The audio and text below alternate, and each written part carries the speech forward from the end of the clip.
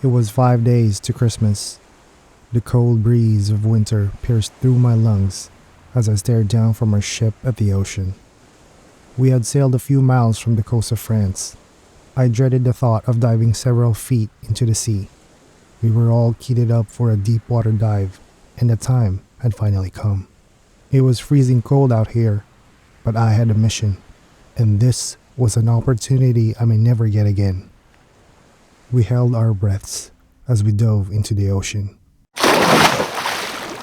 Our adventure had begun just like a dream, and there was an eerie silence amongst the team before our dive. The only sound that could be heard was the calm vibrations of sea waves as we splashed into the ocean. We were 5 in number, all armed with special weapons for underwater adventures, and I could sense fear and anxiety engulf the entire team. We knew what was at stake. It was understandable. My heart also raced faster than normal. We had just embarked on a journey into the unknown, and the suspense of uncertainty is the greatest torture of every man. I had left my wife at home, but she understood what I was getting into, and she was in full support, but I hoped to make it back for Christmas in one piece. I was expecting my first child, and this was the 9th month. It could happen at any moment. This was our first ever contact with such a massive alien structure, and an argument had earlier ensued aboard the ship amongst us whether it was a spaceship or an asteroid. We never got to a conclusion. We would soon get to find out anyway, and besides, anything was possible. I had stumbled on a structure in a secret lab at CERN, a book containing art and research about a time machine lay beside it. Even though the technology in the lab was well designed, I thought it was just a hypothesis, but now, the possibility of an actual time machine wasn't far-fetched. We had descended several feet to the bottom of the ocean when we sighted our prize. It looked more massive than it appeared on video and more unearthly. We all exchanged glances before drawing closer towards the massive pod-like object. It was well crafted, and we were now certain beyond doubt that this was no asteroid.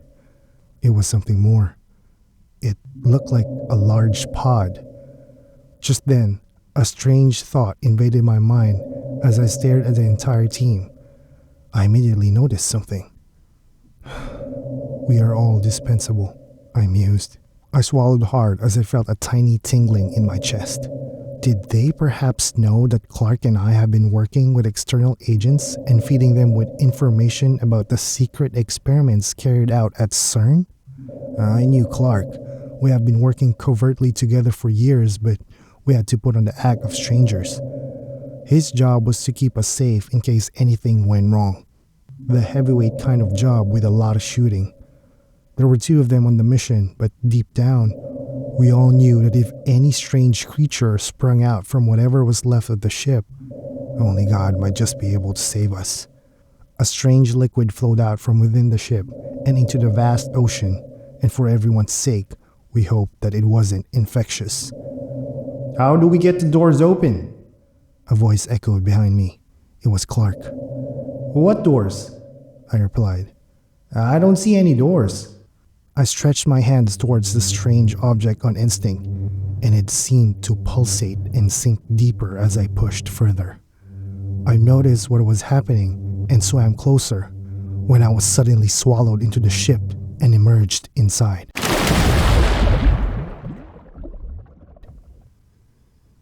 It was a path that led deeper into the ship. I turned and attempted to return, but the wall was as hard as rock. The rest of the team trooped inside the same pattern. We knew we would eventually have to find a way out, but we focused ahead on the task. A greenish goo flowed out from somewhere within the ship-like structure. It was the same liquid we had earlier seen outside the ship, but it didn't look harmful. Or so we thought.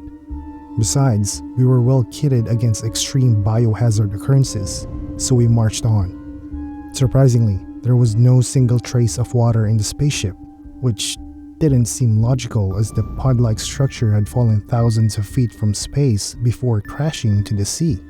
The ship should be wrecked. "Everyone, watch your six," Clark whispered. "This ship should be wrecked, but it doesn't look as though it just fell from the sky, which also means that whatever it was carrying might still be in here," he continued. Everyone nodded in understanding. We knew what he was trying to say and we braced ourselves for anything. We continued deeper into the ship, and my suit's body camera recorded every action. Everything about the ship felt unreal, and we all still had our oxygen masks on. We weren't sure about the nature of gases present in the strange pod, and we didn't want to take any chances.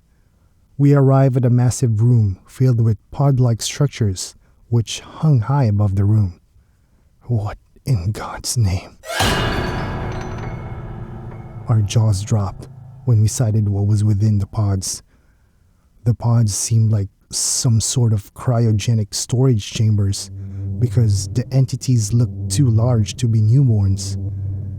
We couldn't be sure anyway because we had no idea about their method of reproduction. This was otherworldly. I couldn't contain my surprise. I could hear loud gasps from the rest of the crew. I exchanged glances with Clark as we proceeded further into the area. My curiosity flared up. "I knew it," I whispered underneath my breath. "I knew there was more." The aliens in the pod were not the only surprise. They also had prime technology beyond our farthest imaginations and were much more advanced than what we had on Earth. They were a mockery of our level of technological advancement. My eyes widened when I spotted something in the distance. I could recognize that structure from anywhere. It was the same structure I had seen in the lab at CERN a few days ago. "Another time machine?" I muttered. I struggled to wrap my mind around the strange coincidence. Why do the aliens have another time machine similar to the one I had seen in the lab? I asked myself. Or did it perhaps serve another purpose to them? Several thoughts began to plague my mind as I stood in childlike wonder. Did CERN plan all of this? My heart skipped a beat. I knew this was too much of a coincidence. They had been studying about this particular species for years, and now they were here. We had spent several minutes in the strange pod-like object when Clark stepped on something, sending a resounding echo throughout the room. I could swear I saw something move in the dark space above us, and I instantly narrowed my sight towards the area. Suddenly, I saw it again. Something definitely moved above me. I couldn't get a clear glimpse of it, but the pounding of my heart was enough warning. Another sound. I jolted back in shock as everyone in our team exchanged glances. Well, not everyone. My colleague, Dave, had gone deeper into the ship and away from our sights. I stared closely back above into the dark, and my eyes were unexpectedly greeted by an odd sight. Something hung above us in the dark, watching us closely. Its shadow reflected on the walls of the ship as I held my breath in panic. I retreated slowly towards the door in shock, as though I had just been captured in some sort of trance. What were we expecting anyway? I thought. We had walked right into Hell's Gates, and we expected not to get burnt by their flames. "Watch out!" Clark's voice echoed throughout the place. A loud shriek was heard from a corner in the room, followed by audible screams of one of the scientists. It was Dave. I stared at Clark, who was now racing towards me with dread all over his face. He had seen something. The others followed instantly, screaming at the top of their voices. Whatever they had seen was scary enough to make them run and scream with such terror. I took another glance at the pods which hung above us. They seemed to be opening up. This is not good. It was time to go. I turned immediately, racing out of the room. I was, however, caught with a new challenge. We had not discovered a way out yet. I stared down at the green goo which was still flowing steadily on the floor of the ship. I followed its motion and hoped that it would guide me to an opening, perhaps. Clark and the others still raced out behind me. They had earlier gone much deeper into the room. I was still not sure what I was running from, but I didn't care. I had gathered enough information, and all that mattered now was getting out alive in one piece. I continued to sprint further away, and I could hear several shots being fired at a distance, followed by the screams of someone else. I arrived at the spot where the green goo flowed out, and it was still a dead end. The liquid somehow found its way out, but the walls of the ship were still hard as rock. Clark soon arrived with the last scientist. I knew whose screams I had just heard. What did you see? I asked, but they were both in shock and they stared blankly at me. Clark then proceeded to fire several rounds at the wall of the spaceship while screaming atop his voice in an attempt to blow open a hole in the spaceship and get the hell out. But the walls didn't seem affected by the gunfire. Loud noises emanated from the far end of the passage. We knew what was coming. I wrapped my fingers around my weapon and braced myself for anything that emerged from the dark path before me. I hadn't caught a clear glimpse of these creatures yet, but I hoped to make it out alive for my family. I breathed hard as we all turned and readied our weapons.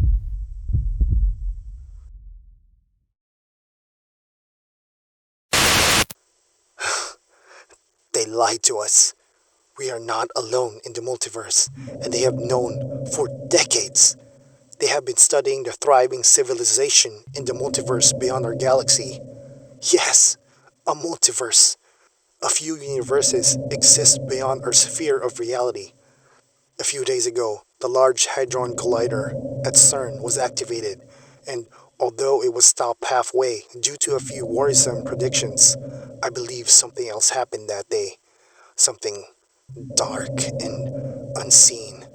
The tension and terror on the faces of a few of the scientists were enough to raise questions in my consciousness. As you all know, I have been a scientist at CERN for decades, and my new promotion grants me access to top-secret research in the organization. Something was born that day, and they know it. There was a recent crash in the Atlantic not far from France, and I'm still investigating for a connection. An otherworldly structure descended from space and plunged into the ocean. The media is trying to cover it up, but I've seen the clip, and it is real.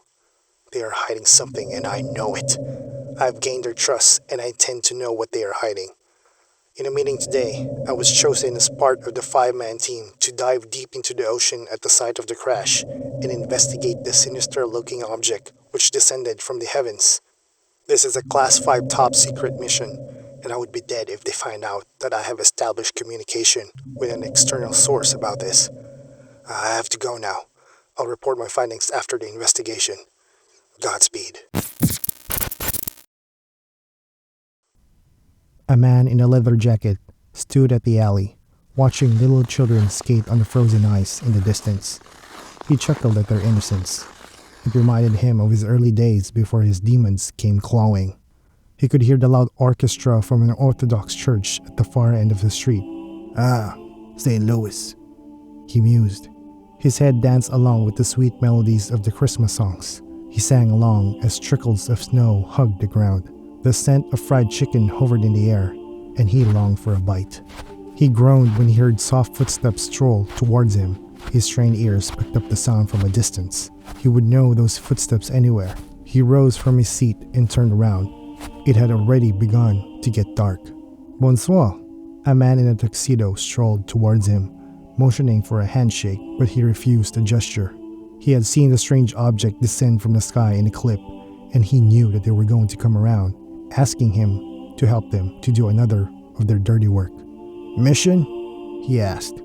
A man escaped the event at the crash site, and I don't want him speaking about whatever he saw to anyone. His name is Wong. I'll get other details across to you shortly. You know what to do, Dr. Williams said. The assassin nodded and disappeared into the nearby crowd.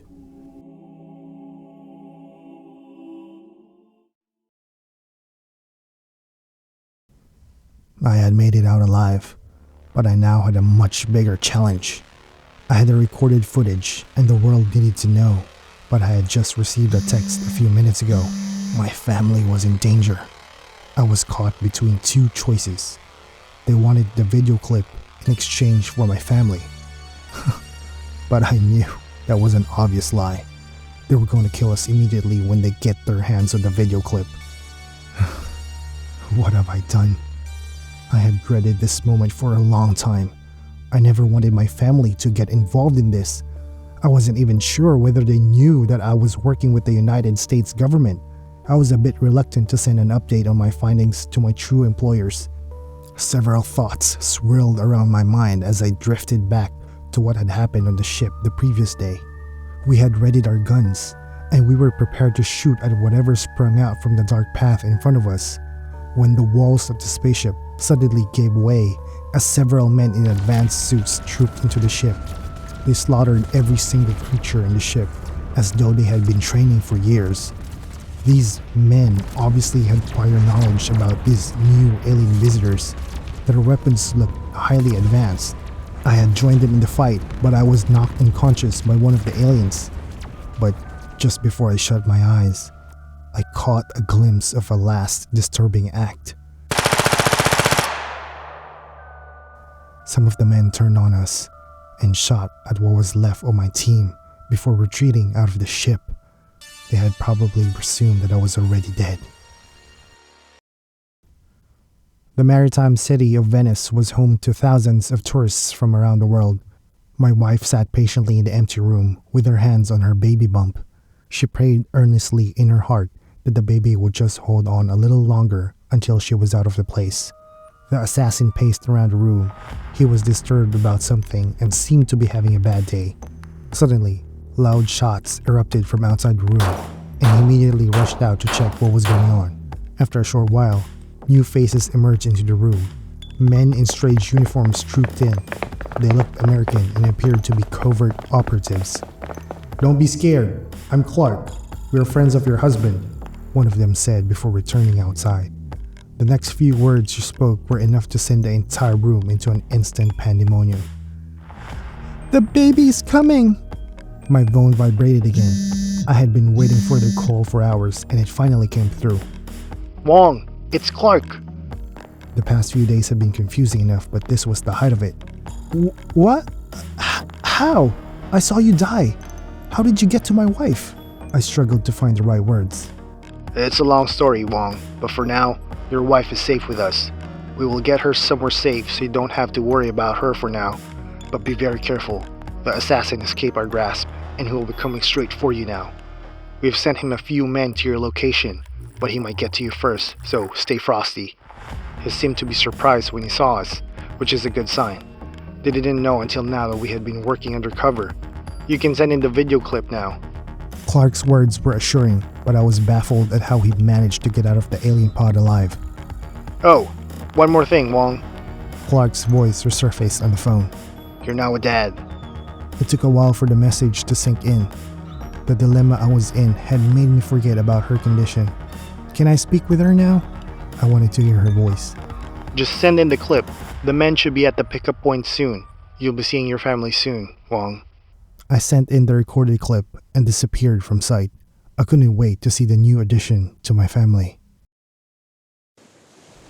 The ferocious waves of the ocean splashed across the docks as fishermen trooped everywhere, going about their business. There seemed to be a loud clatter that stemmed from amongst the crowd. Someone was screaming something about seeing a strange creature on the beach.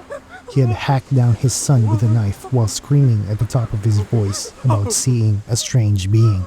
There was terror evident all over his face. He killed his own son. A few minutes later, another woman began to act similarly. She was pointing at me. I had to do a double take at a nearby mirror to be sure if I still looked normal. The woman ran away from the area in fear. My thoughts immediately trailed back to the green goo which I had earlier seen from the ship. I prayed that my assumptions were wrong, but something was definitely strange about the simultaneous actions of both of them. Sirens blared up in the distance as someone else began to react in a familiar pattern. Something was wrong. Out of nowhere, a spitting bullet whizzed past my ears, missing my head by a small fraction. I ducked on instinct and snaked my way amongst the crowd. The bullet had hit someone else, and chaos instantly broke out among the crowd. I took advantage of the growing chaos and hid in the numbers. As I ran with the crowd, I spotted several other people who alleged to be seeing strange creatures. They all became homicidal, killing anyone and everyone along their path. I spotted a man in a leather jacket chasing after me.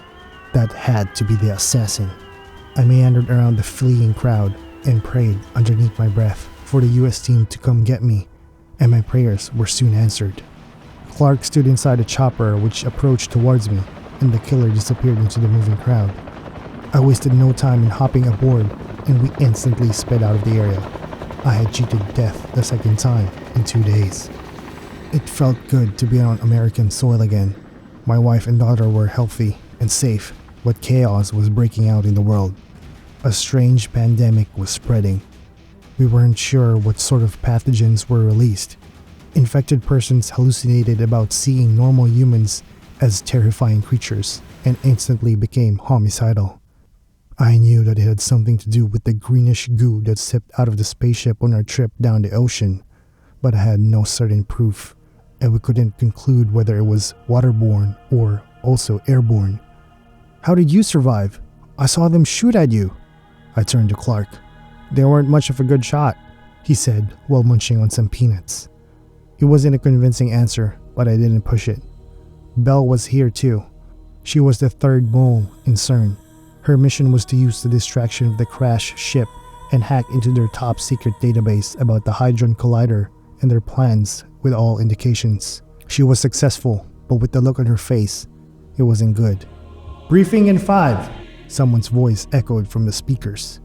The meeting had lasted for about an hour, and we realized that what was going on was bigger than what we had imagined. I was chosen for another mission along with Clark, and we knew that we would never return this time. I couldn't tell my wife about the mission. Was I being a bad father? I thought, but it wouldn't matter anyway if Dr. Williams' plan pulled through. The entire world would be subjected to his will. We had to stop this madness before it began. Most horror stories often began with a crazy scientist, and this one was no different.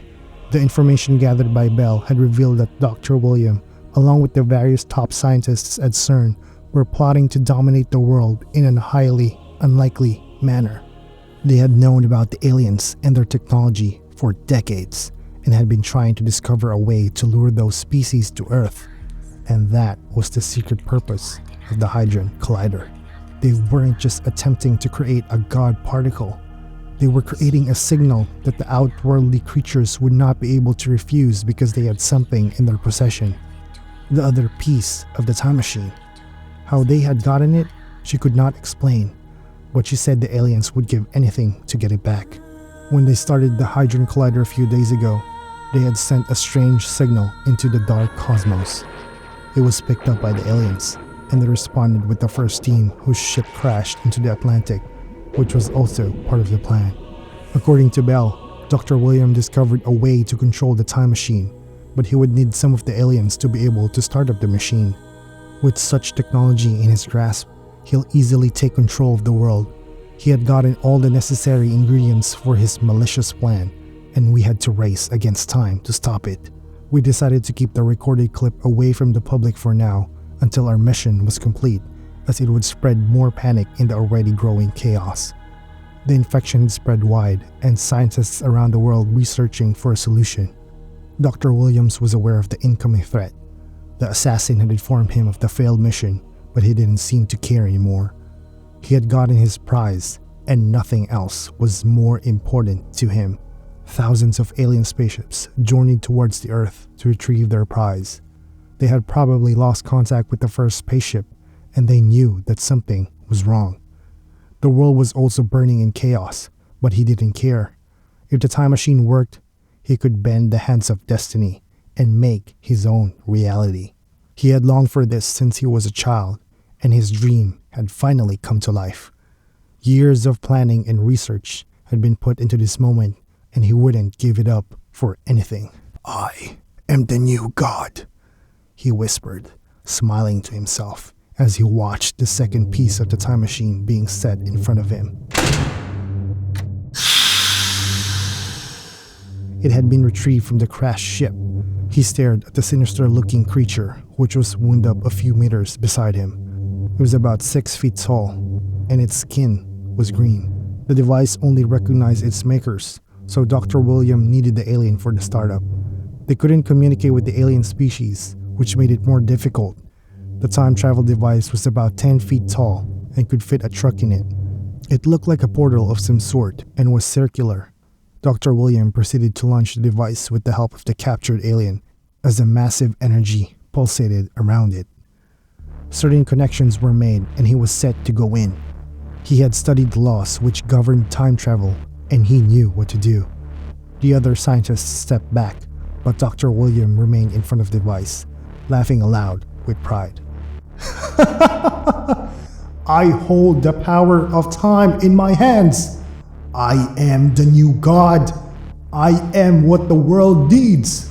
He screamed at the top of his voice as he charged towards the portal, which had now formed a deep, dark haze. His fellow scientists had warned him that they needed more time to study the device to ascertain its safety before use, but Dr. William had waited too long, and his curiosity was at its peak. Everyone was terrified of the device. Despite years of research, they still had little knowledge about it, and the vast possibilities of what could be achieved with the device seemed to scare them now. But Dr. William had exhausted every ounce of patience and wanted to know desperately. Clark suddenly lunged from a hidden corner in the lab and tackled Dr. William to the floor, just before he jumped into the dark hollow of the device. Dr. William was old and he was no match for Clark's well-built arms. The rest of our team trooped in quickly through different access points. We had infiltrated the entire place, and Dr. William was left defenseless. Everyone at CERN seemed to have changed their minds anyway. The alien suddenly broke free, but did not attack anyone. It remained still, watching everyone's movements for a few moments. Bell instructed everyone to stand down. It then motioned towards me. It was trying to tell me something, but I couldn't understand what it was saying. But Bell could. She lunged towards the device control and punched a few buttons. The alien then suddenly jumped in front of the time machine and held both of them together. No, no, no, you son of a bitch, get off me! Dr. Williams seemed to know what he was attempting to do, and if he was angered by it, then it was definitely a good sign for us. Wait a minute, they weren't here to retrieve the time travel device. They were here to destroy it, but it seemed as though the device can only be destroyed when the two of them are bonded together. The revelation hit me as I stared in shock. That was what the alien was doing. Bell motioned for everyone to step out of the room. No one protested, and everyone immediately rushed out. Dr. William was cuffed and carried away as he continued to scream.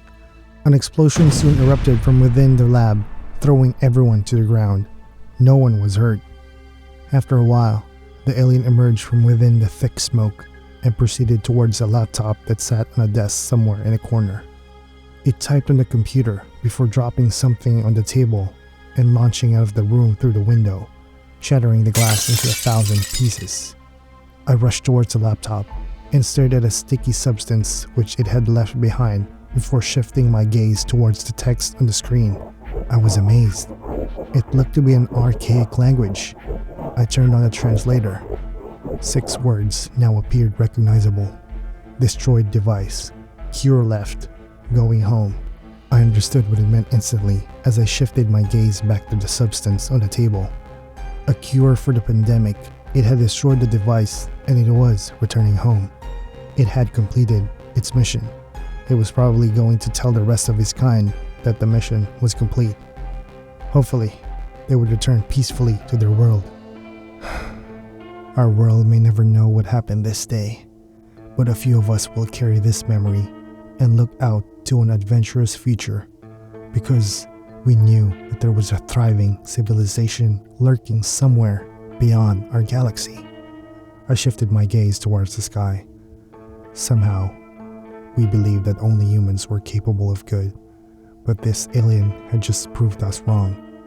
Not all of its kind were good, but unlike the ones we had met on the spaceship a few days ago, it chose peace.